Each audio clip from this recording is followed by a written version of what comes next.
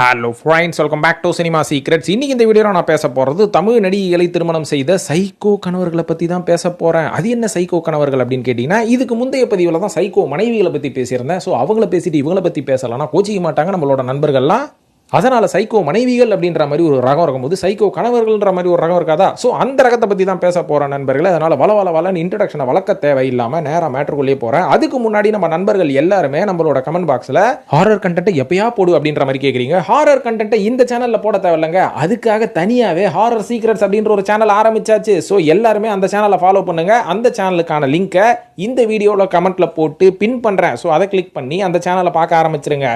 அந்த சேனலில் விதவிதமான real life incident horror elements எல்லாத்தையும் நான் பேச போகிறேன். அதாவது ஹாரர் சம்மந்தப்பட்ட ரியல் லைஃப் உண்மை சம்பவத்தை மையமாக கொண்ட ஒரு சில ஹாரர் கண்டென்ட்ஸை எல்லாமே நான் எடுத்துகிட்டு இருக்கிறேன். அது எல்லாமே அந்த வீடியோவில் போடுவேன். ஐ மீன் அந்த சேனலில் போடுவேன். அந்த சேனலை ஃபாலோ பண்ணிக்கோங்க. இந்த சேனலில் நம்ம சினிமாவை பற்றியே பேசி தொலைவோமா? சரி, பேசுவோம். இப்போ வாங்க விஷயத்துக்கு வருவோம். அதாவது இந்த லிஸ்ட்டில் நான் முதலாவதாக சொல்ல போகிற அந்த சீரியல் நடிகை ஒரு சைக்கோ கணவரை திருமணம் பண்ணாங்க. முதல் இவங்க சைக்கோ அப்படின்றத நீங்கள் பொறுமையாக ஆராய்ஞ்சி பீராஞ்சி தேடிக்கோங்க. ஆனால் அதுக்கு முன்னாடி அவங்க கணவரை இவங்களே சைக்கோ அப்படின்ற மாதிரி எஸ்டாப்ளிஷ் பண்ணிட்டாங்க. எப்படின்னு பார்த்தீங்கன்னா, ஜெயஸ்ரீ அப்படின்றவங்க ஒரு காலகட்டத்தில் 90s கிட்ஸுக்கு பரிச்சயமான ஒரு சீரியல் நடிகை. ஸோ இதே மாதிரி தான் ஈஸ்வர் அப்படின்றவரும் ஒரு பரிச்சயமான சீரியல் நடிகர். ஸோ இவங்க ரெண்டு பேரும் வாழ வழி இல்லாமல் அவங்களுக்கு ஆள் கிடைக்காம நம்ம ரெண்டு பேரும் ஒன்று சேர்ந்துக்கலாமா அப்படின்ற மாதிரி ஒரு காலகட்டத்தில் இவங்க திருமணம் பண்ணிக்கிட்டாங்க. ஸோ ஈஸ்வர் அவர்களுக்கு ஜெயஸ்ரீ அப்படின்றவங்க முதல் மனைவி. ஆனால் ஜெயஸ்ரீ அவர்களுக்கு ஈஸ்வர் அப்படின்றவர் இரண்டாவது கணவர். ஏற்கனவே அவங்க திருமணமாகி டிவோர்ஸ் ஆனவங்க தான். அதுக்கப்புறம் ஈஸ்வர் அவர்களோட காதல் வயப்பட்டு அதுக்கப்புறம் ரெண்டு பேரும் ஒத்துக்கிட்டு மியூச்சுவலாக கல்யாணம் பண்ணிக்கிட்டாங்க. கல்யாணம் பண்ணி ஆரம்ப கட்டத்தில் கொஞ்சம் நல்லா தான் வாழ்ந்து கொண்டிருந்தார்கள். இதுக்கப்புறம் பார்த்தீங்கன்னா ஜெயஸ்ரீ அவர்கள் என்ன சொல்கிறாங்க, ஈஸ்வர் அவர்களோட போக்கு போக போக சரியில்லை. ஆரம்பத்தில் எல்லாமே நல்லா தான் இருந்தது. அதுக்கப்புறம் பார்த்தீங்கன்னா அவர் அதிகமான குடிப்பழக்கத்துக்கு ஆளாயிட்டார். சீரியலில் நடிகிறாரு, சம்பாதிக்கிறாரு, ஃபுல் அண்ட் ஃபுல் பார்ட்டி பப்பு அப்படின்னு சொல்லி குடிக்க ஆரம்பிச்சிட்டாரு. அதுக்கப்புறம் அவரை நான் கண்டிக்க ஆரம்பித்தா, சரி ஓகே பார்ட்டி பப்புன்னு போய் நான் குடிக்க மாட்டேன், ஆனால் வீட்டிலே குடிச்சிட்டு கலாட்டா பண்ணுவேன் அப்படின்னு சொல்லி டெய்லி வீட்டுக்கு குடிச்சிட்டு வீட்டில் குட்டி கலாட்டா பண்ணுறது, அப்புறம் பெட்லேயே யூரினேட் பண்ணுறது, இந்த மாதிரியான மட்டமான வேலைகள்லாம் ஆரம்பத்தில் பார்க்க ஆரம்பிச்சிருக்கிறாரு. அந்த டைம்ல இருந்து இவங்க ரெண்டு பேருக்குள்ள மிகப்பெரிய பிரச்சனை வர ஆரம்பிச்சிட்டு இருக்குது. முக்கியமான காரணம் குடிப்பழக்கம் நண்பர்களே. இந்த குடிப்பழக்கத்தை மேக்சிமம் நீங்க ஆரம்பிக்காதீங்க. அப்படியே ஆரம்பிச்சாலும் போக போக குறைக்க ஆரம்பிச்சிருங்க. ரொம்ப எக்ஸ்ட்ரீமா அந்த குடி உங்களை அடிமையாக்கிடுச்சுன்னா அதுக்கப்புறம் நீங்க குடிக்கு கண்ட்ரோல் ஆயிடுவீங்க, குடி உங்களுக்கு கண்ட்ரோலா இருக்காது. ஸோ இந்த மாதிரி பிரச்சனை போகும்போது இந்த மாதிரியான சைக்கோ வேலைகள் குடிச்சதுக்கு அப்புறமா வீட்டில் ஒரு நடந்துக்கிற விதமே சரி இருக்காது. பயங்கரமா கலாட்டா பண்ணுவார், அக்கம் பக்கத்தில் இருக்கிற வீட்டுக்காரங்க கூடலாம் சண்டை போடுவார், சைக்கோத்தனமா பிஹேவ் பண்ணுவாருங்க. ஆனால் இருந்தாலும் இவர் அடக்கி நான் வச்சுட்டு இருந்தேன். இருந்தாலும் இந்த ஒரு போக்கு எப்போ ரொம்ப முத்தலா போச்சு, ரொம்ப முடியாம போச்சு அப்படின்ற மாதிரி கேட்டீங்கன்னா, இவர் ஒரு சீரியல்ல நடிக்க ஆரம்பிக்கிறாரு. அந்த சீரியலில் இவருக்கு பேரா நடிச்சவங்க தான் நடிகை மகாலட்சுமி அவர்கள். மகாலட்சுமி தெரியாது, மகாலட்சுமி யாருன்னு தெரியாதா அப்படின்னு கேட்டீங்கன்னா, அதான் கேலண்டருக்கு இருப்பாங்களே அவங்க தான் அப்படின்னு கேட்டீங்கன்னா, இல்லைங்க நான் சாமி மகாலட்சுமியை சொல்லலைங்க. மகாலட்சுமி சீரியல் நடிகை நம்ம லிப்ரா ப்ரொடக்ஷன் ரவீந்திரன் அவர்களை திருமணம் பண்ணாங்க பார்த்தீங்களா, அந்த மகாலட்சுமி அவர்கள் தான். ஸோ இந்த மகாலட்சுமியும் ஈஸ்வர் அவர்களும் ஒரு சீரியல்ல சேர்ந்து நடிச்சுக்கிட்டு இருக்கிறாங்க. ஸோ அந்த சீரியலில் இவங்க ரெண்டு பேருக்கும் லிங்கு அப்படின்ற மாதிரி தெரிய வந்ததுக்கு அப்புறமா இவங்களோட பிரச்சனை பெருசாகிடுச்சு. அதாவது ஈஸ்வருக்கும் ஜெயஸ்ரீ அவர்களுக்கும் மிகப்பெரிய பிரச்சனையாகி வீட்டில் டெய்லி வாய் தகராறு கை தகராறாக போய் ஈஸ்வர் அவர்கள் ஜெயஸ்ரீ அவர்களை குடிச்சிட்டு அடிக்க வேற ஆரம்பிச்சிட்டாராம். அது மட்டும் இல்லாமல் ஜெயஸ்ரீ அவர்களுக்கு முதல் தாரத்துக்கு ஒரு பெண் இருக்காங்க, ஒரு பெண் குழந்தை இருக்காங்க. அந்த பெண்ணையும் போட்டு அடிக்கிறது, கொடுமைப்படுத்துறது அப்படின்ற மாதிரி சைக்கோத்தனமாக ஈஸ்வர் பிஹேவ் பண்ணாருன்னு நான் சொல்லலை, ஜெயஸ்ரீ அவர்களை மைக்கு கிடைக்கிற இடத்தெல்லாம் சொல்லுங்கிறாங்க. ஸோ இதுக்கப்புறம் இந்த லிங்க்கு ரொம்ப முத்தி போய் இவங்க ரெண்டு பேரும் பிரியிற ஒரு நிலைமை வந்துருச்சு. ஈஸ்வரும் ஜெயஸ்ரீ அவர்களும் பிரியிற ஒரு கட்டம் விட்டது. வந்ததுக்கப்புறமா இவர் எங்க கழுத கட்டா குட்டிச்சவர் மகாலட்சுமி வீட்டுக்கு போறன்னு பார்த்தா மகாலட்சுமி அவர்களை இவரை கட்டி விட்டு லிப்ரா ப்ரொடக்ஷன் ரவீந்திரன் அவர்களை திருமணம் பண்ணிக்கிட்டு ஓடிட்டாங்க. இப்போ ஈஸ்வர் அவர்களுக்கு ஜெயஸ்ரீயும் இல்லாமல் மகாலட்சுமியும் இல்லாமல் அல்லாடி கொண்டிருக்கிறாள். சைக்கோவாக இருந்தால், ஐ மீன் குடியார சைக்கோவாக இருந்தால் இதெல்லாம் நீங்கள் ஃபேஸ் பண்ணி ஆகணும் நண்பா. இப்போ இந்த லிஸ்ட்டில் இரண்டாவதாக சொல்ல போகிற நடிகை அவங்களும் பார்த்தீங்கன்னா ஒரு சைக்கோ கணவர்கிட்ட மாட்டிக்கிட்டு 1 வருஷம் 2 வருஷம் இல்லைங்க, கிட்டத்தட்ட 30 வருஷம் அந்த கஷ்டத்தை அனுபவிச்சேன் அப்படின்ற மாதிரி சொல்கிறாங்க. அதாவது இந்த மாதிரி கஷ்டத்தை அனுபவிக்கிறதுக்கே ஒரு சைக்கோத்தனம் வேணும் அப்படின்ற மாதிரி நான் இவங்களை சொல்லுவேன். இவங்க யாருன்னு பார்த்தீங்கன்னா ஒரு 80s 70s நடிகையான ரதி அக்னிஹோத்ரி அப்படின்ற ஒரு நடிகை தான். நம்ம ரஜினி கமல் கூடலாம் நடிச்சிருக்காங்க. ஒரு ஹிந்தி நடிகை. ரஜினி கூட இந்த அன்புக்கு நான் அடிமை அப்படின்ற ஒரு படத்தில் ஹீரோயினாக நடிச்சிருப்பாங்க. ஸோ இவங்களோட வாழ்க்கையில் என்ன ஆச்சுங்க, 30 வருஷம் இவங்க என்ன பண்ணிட்டு இருந்தாங்க அப்படின்ற மாதிரி கேட்குறீங்கல்ல, அதுக்கான விளக்கத்தை நான் சொல்கிறேன். கிட்டத்தட்ட 1979 வருஷம் தான் இவங்க ஹிந்தி சினிமாவில் நடிக்க வந்திருக்கிறாங்க. ஓவர் நைட்லேயே இவங்க ஒரு ஸ்டார் ஆகிட்டாங்க. முதல் படத்திலேயே இவங்களோட முதல் படம் வெற்றி. அதுக்கப்புறம் மொத்த ஹிந்தி இண்டஸ்ட்ரியை அவங்களை தேட ஆரம்பிச்சிருச்சா, யாரா அந்த பொண்ணு, இந்த பொண்ணை எல்லா படத்துலையும் கமிட் பண்ணு அப்படின்னு சொல்லி அங்கே ஆரம்பித்து தமிழ் சினிமா வரைக்கும் ஒரு கலக்கிட்டாங்க ரதி அக்னிஹோத்ரியே. இந்த மாதிரி இவங்களோட வாழ்க்கை நல்லா போயிட்டு இருக்கும்போது எப்போ பிரச்சனை வர ஆரம்பிச்சது அப்படின்ற மாதிரி பார்த்தீங்கன்னா கிட்டத்தட்ட 1985 வருஷம் ஒரு பிசினஸ் மேனை இவங்க திருமணம் பண்றாங்க. அவரின் பெயர் தான் அனில் விர்மானி அப்படின்ற மாதிரி சொல்றாங்க. இவரையும் திருமணம் பண்ணணும், வாழ்க்கை நல்லா தானே போயிட்டு இருக்குது, ஏன் அவன் வாழ்க்கைக்கு நீயே சூனியம் வச்சுக்கிற அப்படின்னு கேட்டா இந்த கர்மம் முடிச்ச காதல் தான். இவங்க வந்து காதல் வயப்பட்டு விட்டார்களாம் இந்த அனில் விர்மானி மேல. அதனால வீட்டுக்கு எதிர்ப்பு தெரிவிச்சு, அதாவது வீட்டில் வந்து யாருமே ஒத்துக்கலையா, ஏமா நீ நல்லா நடிச்சிட்டு இருக்கிற, நல்லா சம்பாரிச்சிட்டு இருக்கிற, இன்னும் கொஞ்சம் காலம் போ, அதுக்கப்புறம் ஒரு மிகப்பெரிய ஸ்டாரோ ஒரு பெரிய பிசினஸ் மேனை பிடிச்சி நீ கல்யாணம் பண்ணி செட்டில் ஆகு, எதுக்கு இப்பவே அவசரப்படுற அப்படின்னு வீட்டில் அட்வைஸ் பண்ணியிருக்கிறாங்க. ஆனால் அதெல்லாம் ரதி அவர்கள் ஒத்துக்கவே இல்லை. காதலுக்கு கண்ணு இல்லைங்க, ஸோ காதல் அப்படின்றது எப்போ வேணாலும் வரும், காதலுக்கு மதம் கிதம் எதுவுமே தேவையில்லை அப்படின்னு சினிமா டைலாக்லாம் பேசி அனில் விர்மானி அவர்கள் 1985 வருஷம் ரதி அவர்கள் திருமணம் பண்ணிட்டாங்க. அன்னிலிருந்து தான் பிரச்சனை ஸ்டார்ட் ஆயிருக்குது. ஏன்னா கொஞ்ச காலம் ரெண்டு பேரும் ரொம்ப நல்லா வாழ்ந்துருக்காங்க. அதுக்கப்புறம் பார்த்தீங்கன்னா எப்போ பாரு இவர் வந்து இவங்களை சந்தேகப்படுறதே பொழப்பா போச்சான். ஏன்னா ரதி அப்படின்றவங்க ஒரு சினிமா நடிகை, அதை தெரிஞ்சுக்கிட்டு தான் இந்த ஆளும் கல்யாணம் பண்ணியிருக்கிறான். இதுக்கப்புறம் இந்த பொண்ணு எங்கே போகுது, ஷூட்டிங்ல இருந்து ஏன் லேட்டாக வருது, லொட்டு லொசுக்குன்னு போட்டு புழிய ஆரம்பிச்சுட்டு இருக்கிறாரு. ஆனால் அது வந்து அவங்களால தாங்கவே முடியலையா. ஆரம்பத்தில் ஓகே இந்த ஆளை பிரிஞ்சு போயிடும் அப்படின்ற மாதிரி முடிவு பண்ணுற நேரத்தில் தான் இவங்க கன்சீவ் ஆகிட்டு இருக்காங்க. அதுக்கப்புறம் குழந்தையும் பிறந்துட்டு இருக்குது, இவங்களுக்கு ஒரு பையன் பிறந்துட்டு இருக்கான். சரி ஓகே இனிமேல் வந்து இவன் விட்டுட்டு எங்கே போகிறது, இந்த குழந்தைய வளர்க்குற வரைக்கும் நம்ம அட்ஜஸ்ட் பண்ணிப்போம்னு சொல்லி கிட்டத்தட்ட 15 வருஷம் இந்த சைக்கோத்தனத்தை இவங்க அனுபவிச்சிருக்கிறாங்க. இந்த மாதிரியே கிட்டத்தட்ட ஒரு 20 வருஷம் கடந்ததுக்கு அப்புறமா கடைசியாக இவங்க எப்போ வெளில சொல்ல வராங்க அப்படின்ற மாதிரி பார்த்தீங்கன்னா இவங்க பையனுக்கு ஒரு 18 வயசு வரைக்கும் இவங்க கொஞ்சம் அடக்கிட்டு இருந்திருக்கிறாங்க.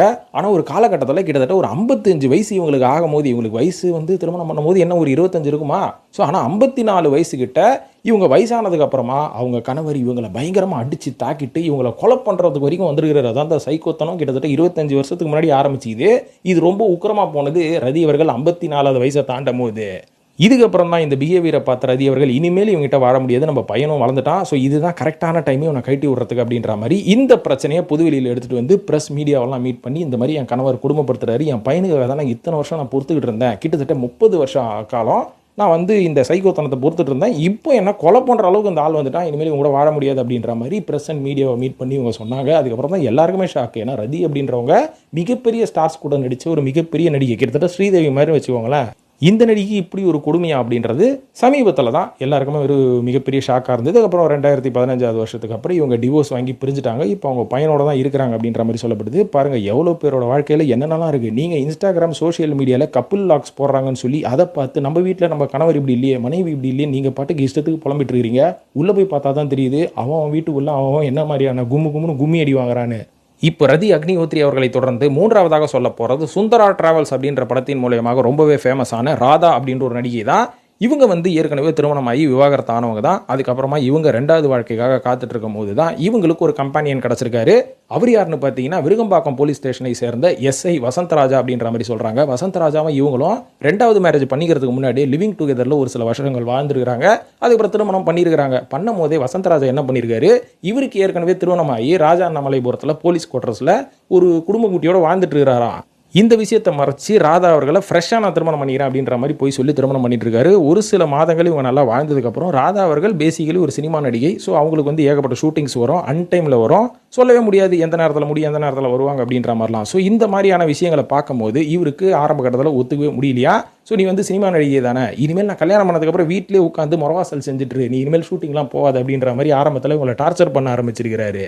ஆனால் இருந்தாலும் ராதா அவர்கள் என்ன சொல்லியிருக்காங்க, நான் ஒரு சினிமா நடிகைன்னு தெரிஞ்சு தான் திருமணம் பண்ணியிருக்கிறீங்க, இதுதான் என்னோட கெரியர், இதில் தான் நான் சம்பாதிக்க முடியும், நீங்கள் திருமணம் பண்ணதுக்கப்புறம் நான் வீட்லேயே உட்காரத்துக்கு எனக்கு வேறு வேலை கிடையாதா அப்படின்ற மாதிரி இவங்க ரெண்டு பேருக்குள்ளே வாக்குவாதம் வந்துருக்குது. அதுக்கப்புறம் ஆரம்பத்தில் விட்டவர் போக போக இவங்களை வந்து குடும்பம் பண்ண அடிச்சிருவாரு. என்னென்ன பண்ணார், சைக்கோத்தனமாக என்ன பண்ணியிருக்காருன்னு பார்த்தீங்கன்னா, எங்கே போகிற எங்கே வர யார் கூட சுற்றிட்டு இருக்கிற வெளில உன்னை பற்றி கிசு வருது அப்படின்ற மாதிரி இவங்களை பயங்கரமாக மென்டல் டார்ச்சர் கொடுத்துருக்காரு. இந்த மென்டல் டார்ச்சர் ஒரு கட்டத்துக்கு அப்புறமா அடி உதை டார்ச்சராக மாறிட்டு இருக்குது.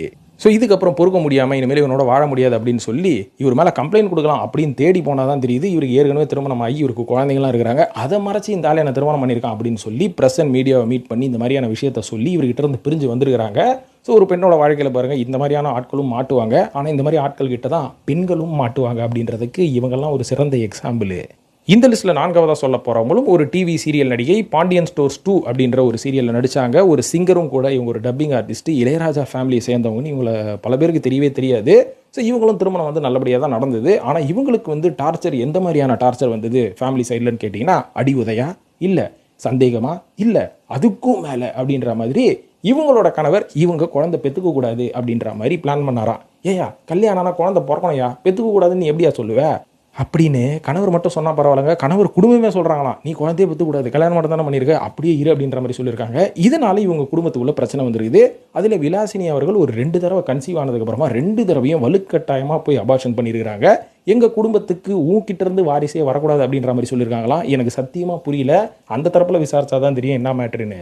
ஸோ இந்த பிரச்சனை எப்படி ஆரம்பிச்சதுன்னா, ஃபஸ்ட் டைம் வந்து இவங்க கன்சீவ் ஆனதுக்கப்புறமா உடனே அபார்ட் பண்ணுங்க அப்படின்ற மாதிரி சொன்னதுக்கு இவங்களும் நார்மலாக எடுத்துகிட்டு இருக்காங்க. ஓகே, கொஞ்சம் காலம் கழிச்சு குழந்தை பெற்றுக்கலாம் அப்படின்ற மாதிரி பிளானோ என்னமோ அப்படின்ற மாதிரி 2வது தடவை இவங்க கன்சீவ் ஆனதுக்கப்புறம் தான் குடும்பமே டார்ச்சர் பண்ணி இவங்களை அபார்ட் பண்ண சொல்லியிருக்காங்க. அப்போ தான் இவங்களுக்கு ஏதோ ஒரு சந்தேகம் வந்துட்டு இருக்குது.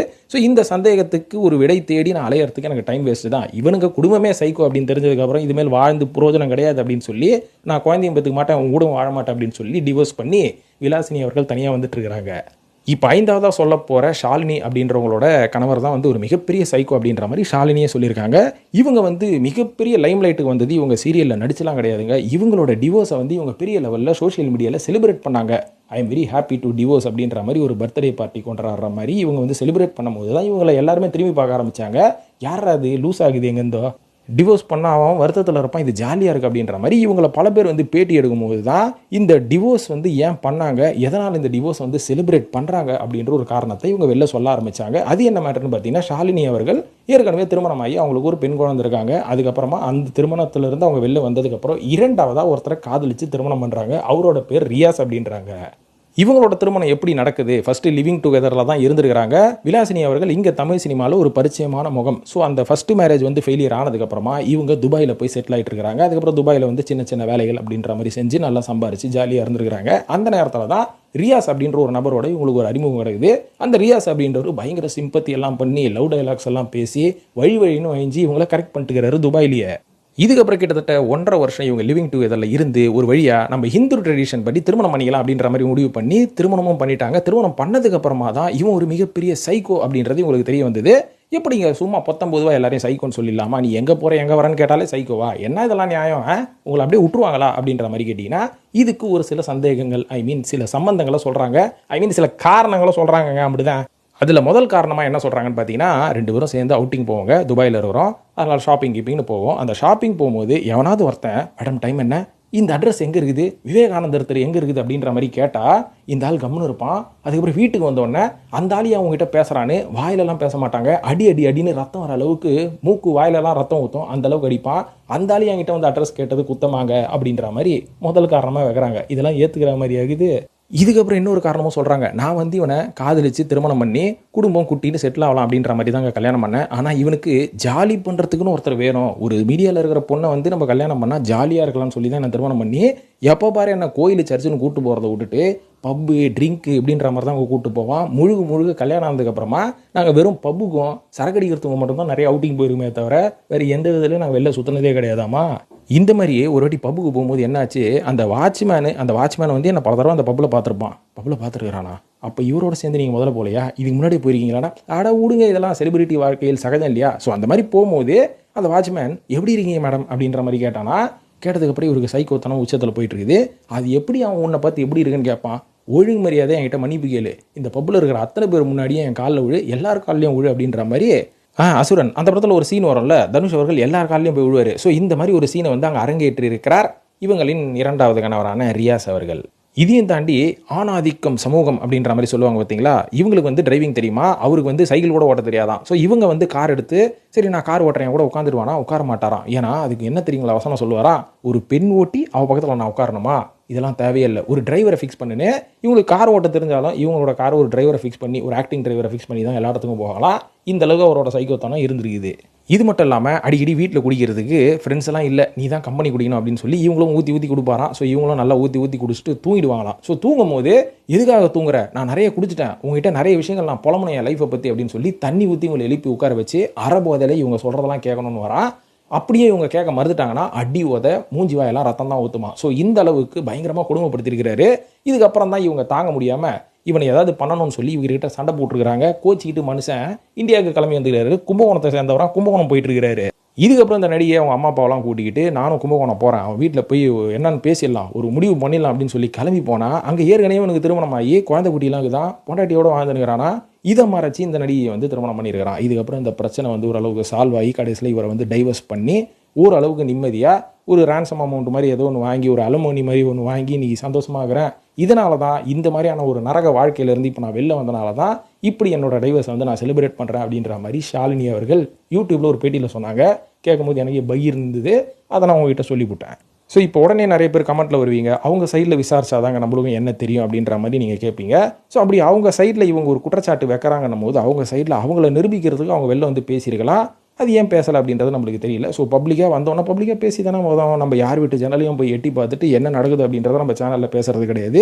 இந்த விஷயங்கள் எல்லாமே வெளில வந்ததுக்கப்புறமா நம்ம தரப்புலேருந்து இப்படி ஒரு விஷயம் நடந்தது அப்படின்றத தான் நம்ம பேசணுமே தவிர, ஏற்கனவே நான் சொன்ன மாதிரி யார் வீட்டு ஜன்னலையும் நம்ம எட்டி பார்த்து எந்த கண்டென்ட்டும் போடுறதில்ல நண்பர்களே. அதை ரொம்ப காலமாக ஃபாலோ பண்ணுற நம்ம நண்பர்களுக்கு தெரியும். புதுசாக வந்தவங்களுக்கு ஒன்றுமே தெரியாதவங்களாம் சப்ஸ்கிரைப் பண்ணானா கூட தெரியாது. ஆனால் கமெண்ட்டில் மட்டும் வலிய பேசுவானுங்க. இவங்களெல்லாம் வந்து எதில் சேர்த்துக்கிறதுன்னு எனக்கே தெரியல.